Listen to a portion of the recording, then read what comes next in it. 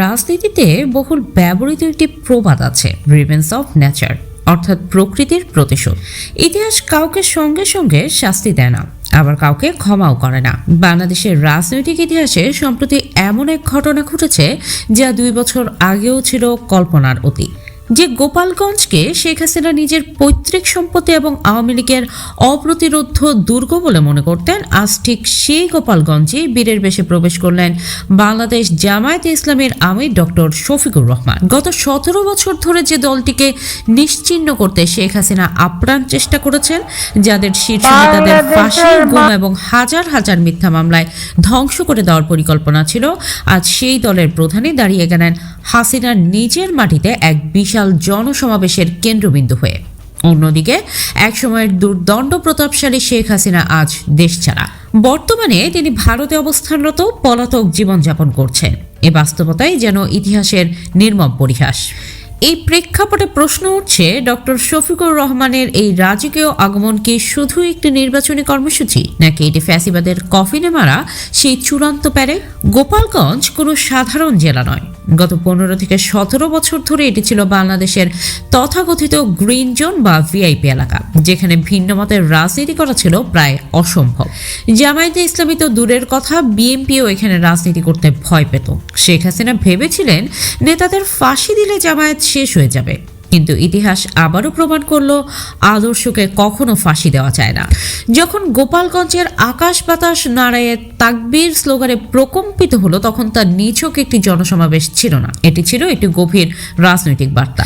রাজনৈতিক বিশ্লেষকদের মতে ডক্টর শফিকুর রহমানের এই সফর ছিল একটি সিম্বলিক ভিক্টরি, একটি প্রতীকী বিজয়। আরও গুরুত্বপূর্ণ বিষয় হলো, তিনি সেখানে গিয়ে প্রতিহিংসার ভাষা ব্যবহার করেননি, আগুন জ্বালাননি, উত্তেজনা ছড়াননি। তিনি গেছেন শান্তি ও ধৈর্যের বার্তা নিয়ে। যে মঞ্চ থেকে একসময় শেখ হাসিনা জামায়াতে ইসলামকে জঙ্গি আখ্যা দিতেন, ঠিক সেই স্থানে আজ লাখো মানুষের ফুলের পাপড়িতে সিক্ত হয়ে জামায়াতে ইসলামের আমিরকে স্বাগত জানানো হয়েছে। ইতিহাস হয়তো কথা বলে না, কিন্তু সংকেত দিতে জানে। আর গোপালগঞ্জের সেই সংকেত বাংলাদেশের রাজনীতিতে বহুদিন মনে রাখা হবে, এবং এটি শেখ হাসিনার জন্য ভারতে বসে দেখা এক চরম মানসিক যন্ত্রণা। নিজের উঠানে আজ তার রাজনৈতিক প্রতিপক্ষরা রাজত্ব করছে।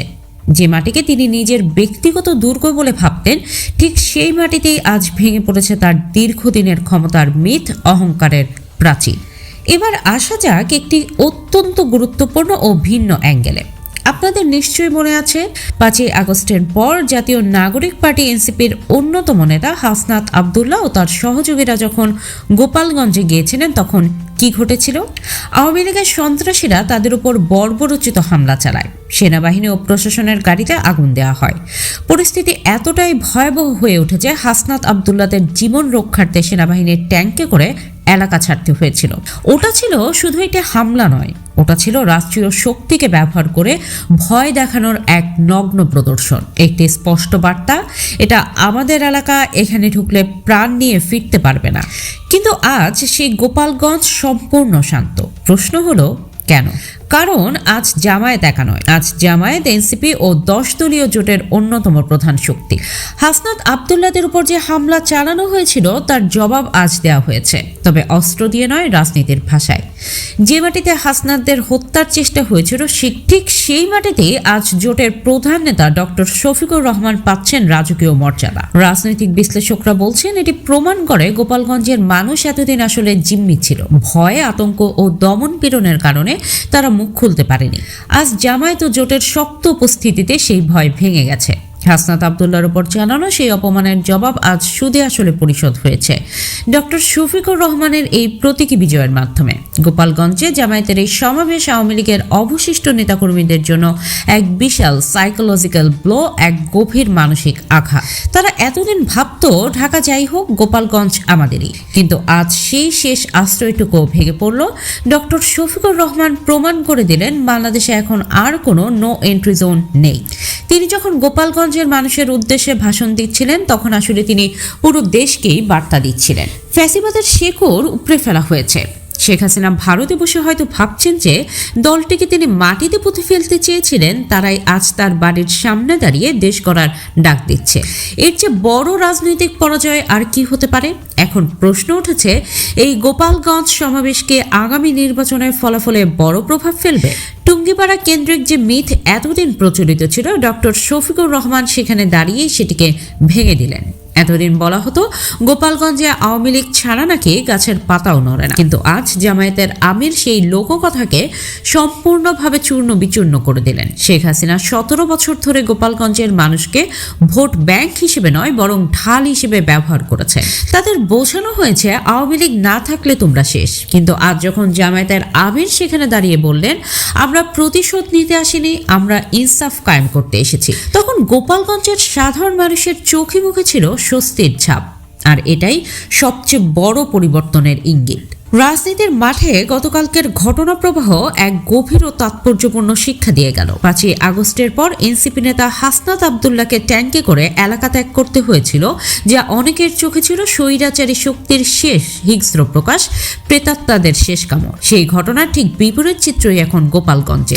এনসিপির ঘনিষ্ঠ জোটসঙ্গী হিসেবে জামায়াতে ইসলামের আমির সেখানে যে অভূতপূর্ব ও রাজকীয় সম্বর্ধনা পেলেন, তা রাজনৈতিক বিশ্লেষকদের মতে হাসনাত আবদুল্লাহ ও এনসিপির জন্য একটি বড় ধরনের রাজনৈতিক বিজয়ের প্রতীক। বিশ্লেষকরা বলছেন জামায়াতের সরাসরি উপস্থিতি ও শক্ত অবস্থান প্রমাণ করে দিয়েছেন হাসনাত আবদুল্লাহ আর একা নন, তাদের পেছনে দাঁড়িয়ে আছে দেশের অন্যতম শক্তিশালী ও সুসংগঠিত রাজনৈতিক শক্তি। এই পারস্পরিক শক্তি প্রদর্শন বা মিউচুয়াল স্ট্রেংথ গোপালগঞ্জে সক্রিয় থাকা অবশিষ্ট আওয়ামী লীগ ঘনিষ্ঠ ক্যাডারদের কার্যত মেরুদণ্ড ভেঙে দিয়েছে বলে মত পর্যবেক্ষকদের।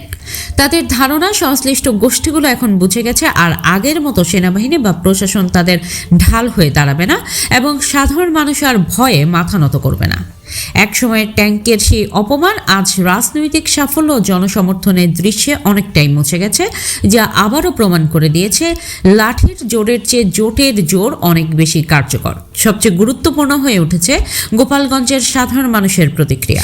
দীর্ঘদিন ধরে তারা ছিল কার্যত এক ধরনের হোস্টেস, ভিন্নমত প্রকাশ করলেই জামায়াত শিবির তকমা দিয়ে নির্যাতনের অভিযোগ ছিল নিত্যদিনের বাস্তবতা। এই ভয়ের সংস্কৃতিকে সরাসরি চ্যালেঞ্জ করেছেন ডাক্তার শফিকুর রহমান। তিনি স্পষ্ট ভাষায় বলেছেন গোপালগঞ্জের মানুষ ওই দেশের পূর্ণ নাগরিক, তারা কোনো পৈতৃক সম্পত্তি নয়। এই একটি বাক্যই অনেক মানুষের মনে নতুন আশার সঞ্চার করেছে বলে মনে করছেন রাজনৈতিক পর্যবেক্ষকরা। মানুষ দেখছে একসময় সর্বশক্তিমান হিসেবে বিবেচিত শেখ হাসিনা আজ ভারতে পলাতক, আর যাকে এতদিন শত্রু হিসেবে উপস্থাপন করা হয়েছিল সেই জামায়াতের নেতাই এখন গোপালগঞ্জের মানুষকে বুকে টেনে নিচ্ছেন।